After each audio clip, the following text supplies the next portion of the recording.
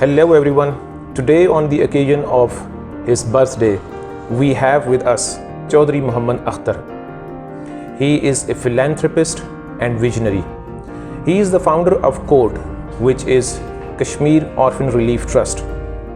We are honored today that he has taken out time to tell us something a little more about this very well-known trust. And first of all, I would like to thank you, sir, for taking up time and for being with us.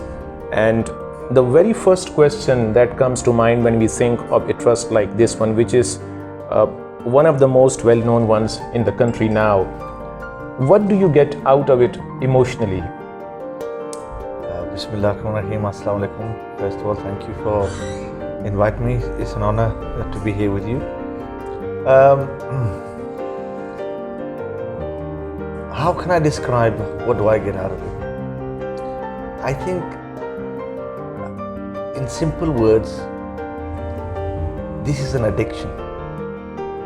And I don't think there is a better addiction in the world than to serve orphans, those children who are left, whatever the reason, without their father or both of the parents, and who the society call orphans.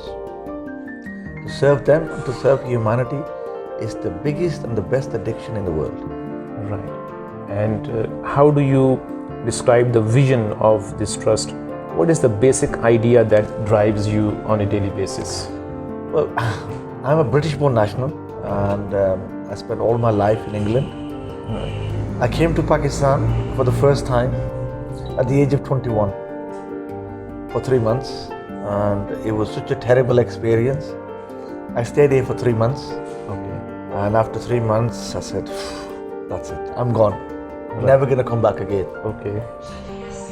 It was the earthquake of 2005 that was to change this. I saw the earthquake on the television in England. And for some reason, for the first time in my life, I wanted to do some charity work. As before the earthquake, I've never done any charity work. So I spoke to one or two of my friends. I said, let's put some money in and go and see what we can do for our brothers and sisters who have been affected by the earthquake. And we agreed to come over for 5 days.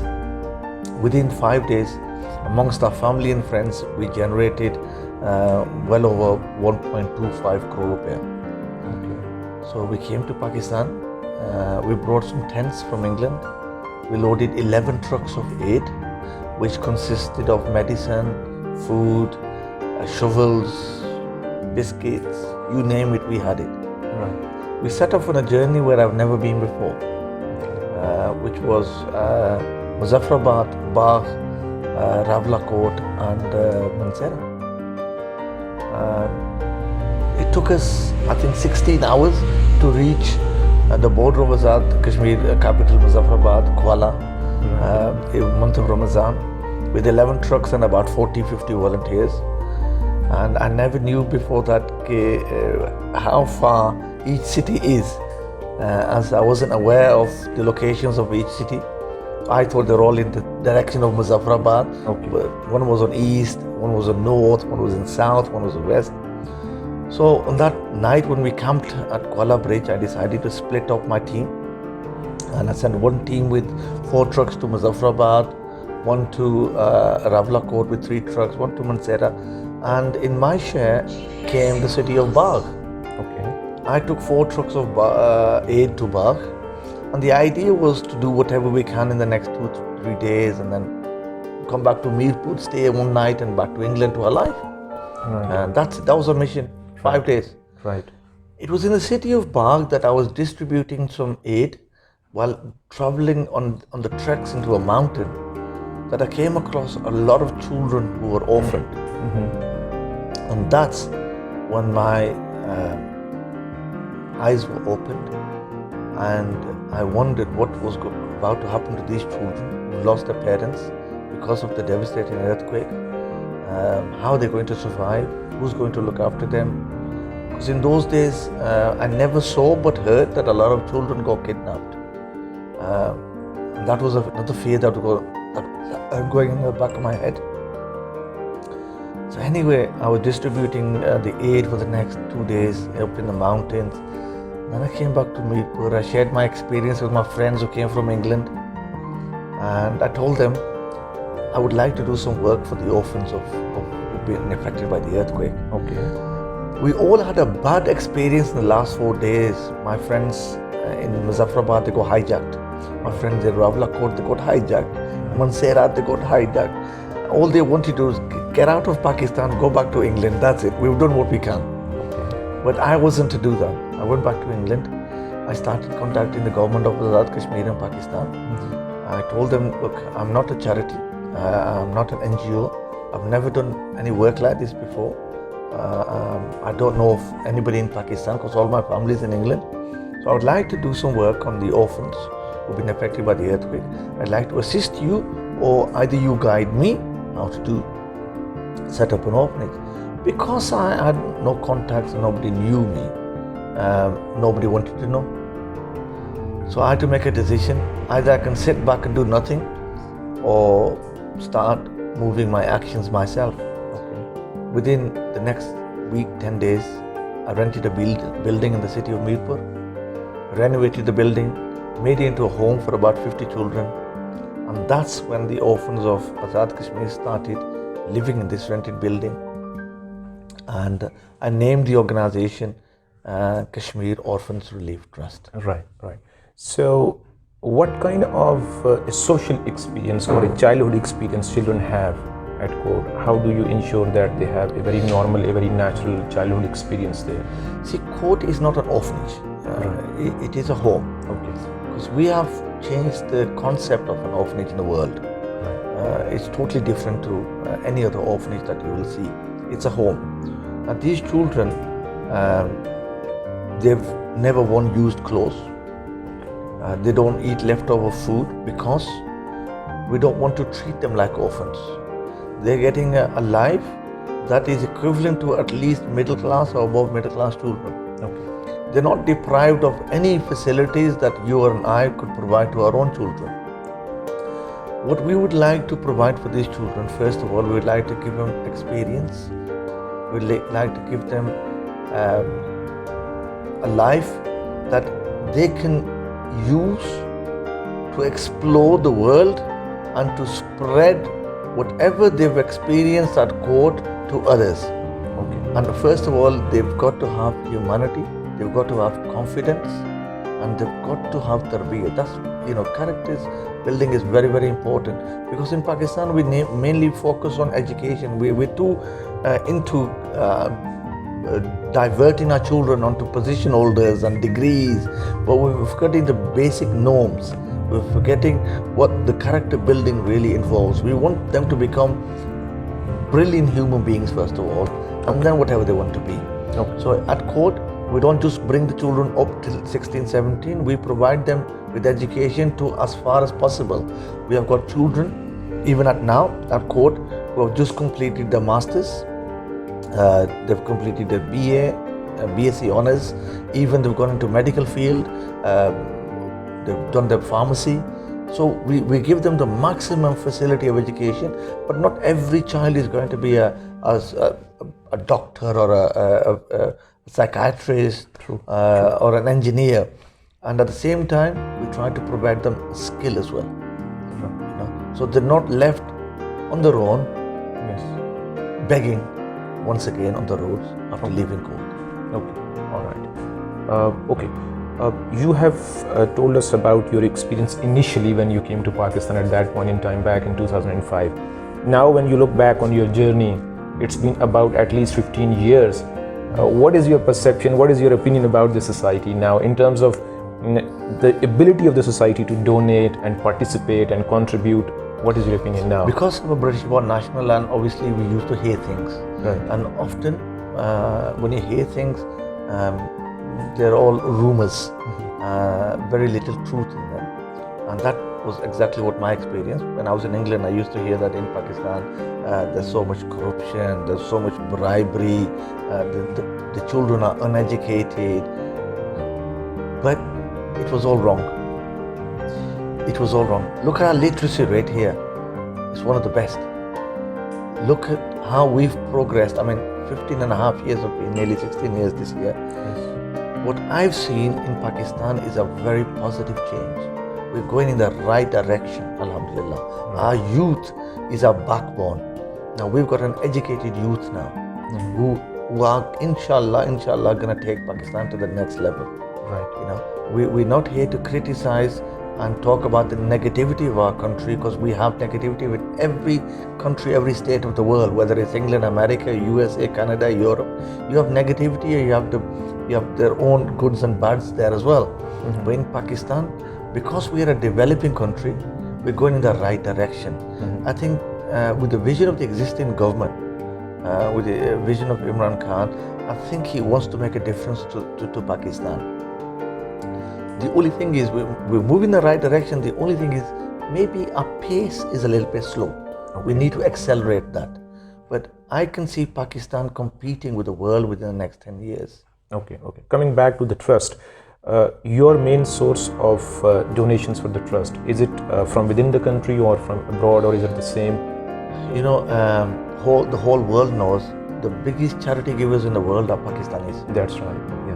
We are the biggest charity givers in the world, and we're proud of that. Most of our donations, they are from our Muslim and Pakistani communities from UK. Now, alhamdulillah, Pakistan has recognized court since Imran Khan, the Prime Minister of Pakistan, inaugurated the organization 2 years ago. People have got to find out what it exactly is, and because we've never ever manipulated donations, we spend 100% of the donations on the causes, whatever it is, and not on our salaries, not on our own expenses, not on our hotels. Okay. That's what people trust, and that's why people give us donations. I would say at least 20% of our funding is coming from Pakistan now, and 80% is overseas. Overseas mainly from England and UK. Okay. How do you manage your time between your personal life and your life with court? How do you manage that?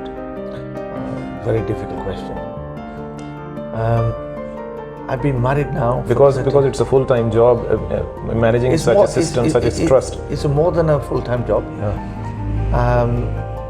I'm married for 35 years, 36 years.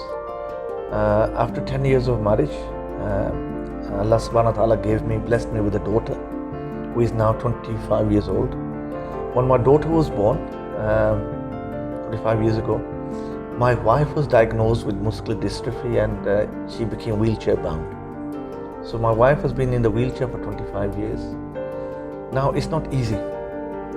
I don't think that I have done a fraction of, or contributed or sacrificed a fraction of, compared to what my wife and my daughter has.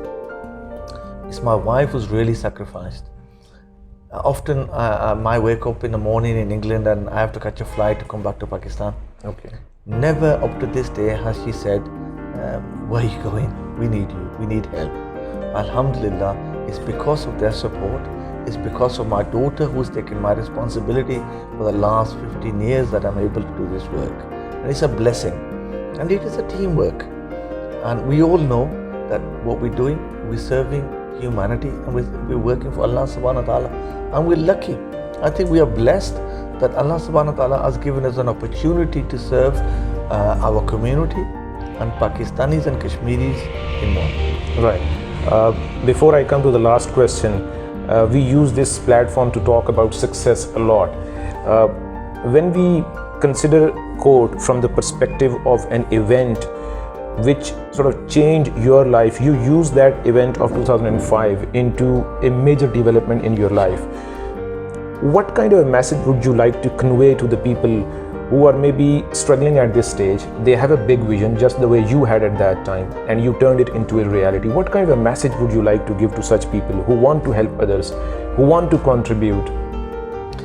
You see, when you want to serve somebody, or even serving your parents, it's not easy in this day of age. But when you want to do something to please Allah subhanahu wa ta'ala, you have to face challenges. Because when a thief wants to rob a house, he will attempt to rob a house that is fulfilled with something, not an empty house.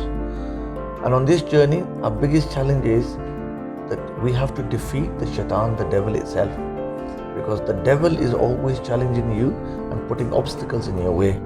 And if our vision is high, if our iman, if our faith is on Allah subhanahu wa ta'ala 100%, then He is the one who will show you the directions. All you have to do is have patience. Patience is very important, and you've got to work hard, because everything comes at a price. You've got to sacrifice first of all yourself, and your family. You've got to have the backing of your family, otherwise it's impossible. Normally I don't use the word impossible, because in our dictionary impossible doesn't exist, because impossible are two words. I'm possible, I can do anything. But Alhamdulillah, what I've seen in Pakistan, our youth, our youngsters in this age of era, they want to make a difference, and I would urge them to please, after your studies, serve Pakistan, work in Pakistan for the betterment, to progress Pakistan in the right way, rather than taking your services to another country for maybe for a better, more monetary reasons or financial reasons. But in Pakistan, the satisfaction that you will get is immense. Okay, one last question, sir. What is your message for those who need help right now as we speak, and for those as well who want to help? These are two different kinds of people like you who want to help others, and people who seek help genuinely. Now, court, we're not just looking after orphans. First of all, any child that is an orphan. Orphan means a child who's lost a father or both of the parents. Under the age of 10 years old, right, the doors of court are open. We take full responsibility. We give them a life that is beyond expectations. So it doesn't matter what color, caste, creed, religion you are, doesn't matter where you are from Pakistan or Kashmir, the doors of court are open. Simple criteria is orphans, boys or girls, and under the age of 10. Now, after the success of the court complex in Mirpur Azad, Kashmir, we have started a second complex in Swabi, KPK. Alhamdulillah, recently within 2 years we're going to complete that as well. Secondly, because my wife is wheelchair bound, and I know what it feels like when you get a wheelchair, you get freedom. We distribute wheelchairs throughout Pakistan and Kashmir. So if anybody requires a wheelchair, please contact us. We'll be honored to supply you a wheelchair. Thirdly, we're working, especially in Kashmir at the minute, to provide clean drinking water. That is very, very important, because 90% of the illnesses in Pakistan are caused by water diseases. So it's very important to provide contaminated free drinkable water. So we're putting filtration plants throughout Azad Kashmir, and also now we're going to start in Pakistan as well. Right. We can't change the world, but I'm sure whatever little difference that you and I can make is going to be contributing towards that larger picture that the Pakistan needs right now. And we should all do our bit. If anybody would like to donate to court or support court, I always say court doesn't belong to me. Court belongs to everybody. Court is a people's project, not an individual project. So first of all, I would like people to take ownership of court. By taking ownership doesn't mean to say you have to give money or donations. By accepting that is part of you, that is the biggest success of ours. And secondly, if you want to help court, go to our website, which is www.kort.org.uk. If you want to leave us any messages or anything like that, please do so. We'll try our best to get back. Thank you very much. Sir, on this beautiful day of your birthday, we thank you very much for taking up time, for being with us. It's an honor. Thank you very much. Thank you. Viewers, that was Chaudhry Muhammad Akhtar, a visionary who turned the incident of an earthquake into a great success in the form of court. Thank you very much for